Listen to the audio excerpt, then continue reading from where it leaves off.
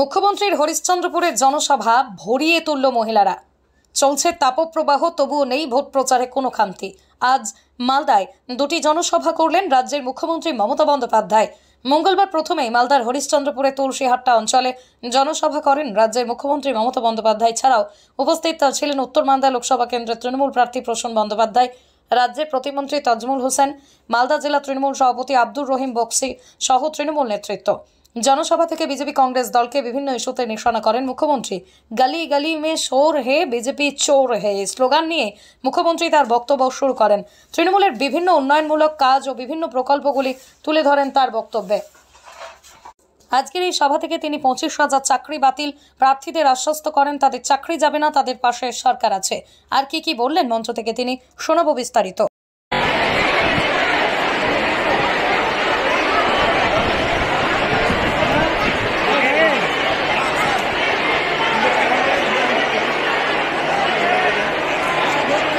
ছেলেমেয়েরা কত স্কলারশিপ পেয়েছে জানেন?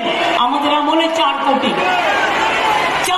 ছেলে মেয়েদের 400 টাকা ছিল আমাদের সংখ্যালঘু দপ্তরের খরচা, আমি বেড়ে করেছি 4,500 কোটি টাকা।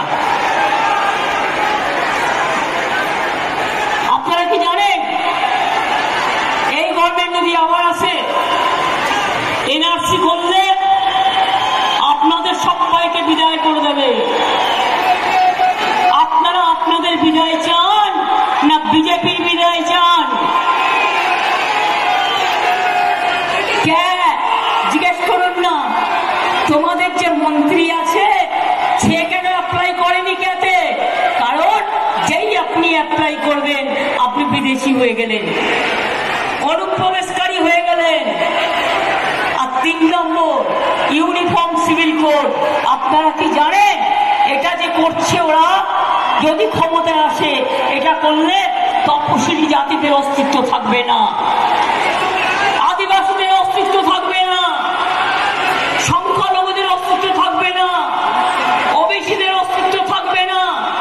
এমনকি আমরা যারা হিন্দু ধর্মেও রামকৃষ্ণকে বিশ্বাস করি, স্বামী বিবেকানন্দকে বিশ্বাস করি, আমরা গান্ধীজিকে বিশ্বাস করি, নেতাজিকে বিশ্বাস করি, রবীন্দ্র নজরুলকে বিশ্বাস করি, বিরসা মুন্ডাকে বিশ্বাস করি, পঞ্চানন বর্মাকে বিশ্বাস করি, আমরা বিশ্বাস করি আমাদের মৌলানা আবুল কালাম আজাদকে, বাবা সাহেব আম্বেদকরকে, কারো অস্তিত্ব থাকবে না। নতুন করে একটা ধর্ম আমদানি করছে। হিন্দু ধর্মে কত দেবদেবী, এক একটা ধর্মে এক একটা দেবদেবী। আমাদের এখানে মাঝের থান যেমন আছে, জাহের থানও আছে। আমাদের এখানে ভূমিজ সন্তানেরাও যেমন আছে, করম পুজোও আছে, ফুল পুজোও আছে, আমার চাই ভাই বোনেরাও আছে। আমি আজকে সংবাদপত্রে দেখছিলাম ভূতনির চরে, আমি গঙ্গা পেরিয়ে গিয়েছিলাম কোনো এক সময় একটা দুর্ঘটনার জন্য, যখন আমি এমপি ছিলাম শুধু। তারপরে এসে আমি ভূতনির চরে ব্রিজটা বানিয়ে দিয়েছিলাম। আমি বলেছিলাম নিশ্চয়ই ব্রিজ হবে, এবং হয়েছে। গঙ্গার পদ্মার ভাঙনের জন্য কেন্দ্রের টাকা দেওয়ার কথা দেয়নি, আমরা 208 কোটি টাকা ইতিমধ্যেই খরচ করেছি।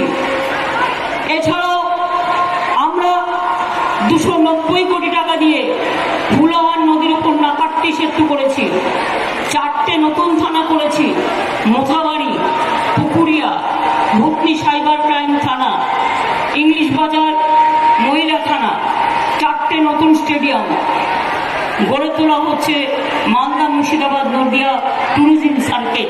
আর তার শেষকৃত্য করবার জন্য তার ঘরে পয়সা না থাকে, সরকারকে চাইলে সমব্যথী স্কিমে সরকার 2,000 টাকা দেয়।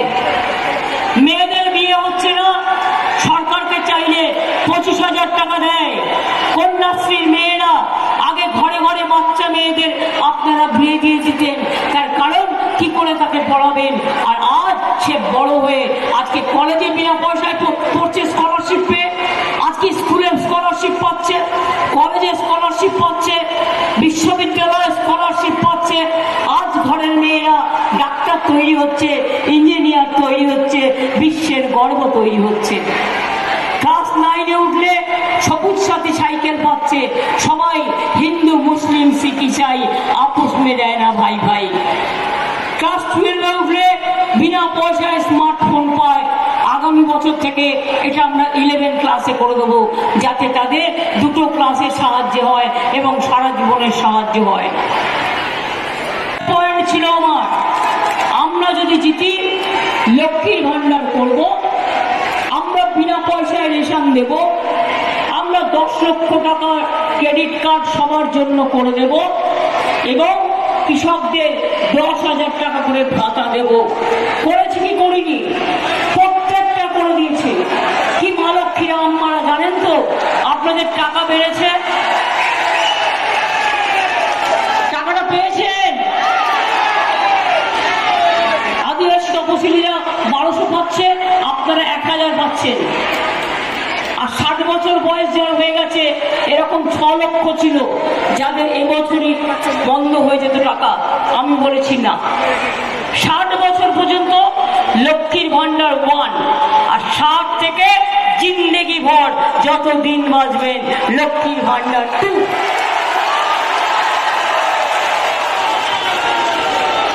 অনেকে বড় বড় কথা বলে, আরে করে দেখাও। সংখ্যালঘুরা বলুন তো একবার মুখে হাত দিয়ে, 17% ওবিসি রিজার্ভেশন এখানে কে করেছিল আমরা আসার পর? তার মধ্যে 97% হচ্ছে, ডাক্তার হচ্ছে, WBPS হচ্ছে, WBCS হচ্ছে, IAS হচ্ছে, IPS হচ্ছে। আমি দেখে গর্ববোধ করি যখন আমার ট্রাইবাল ভাই বোনেরা IAS তৈরি হয়, IPS তৈরি হয়, এদের জন্য অনেক সুযোগ করে দেওয়া হয়েছে।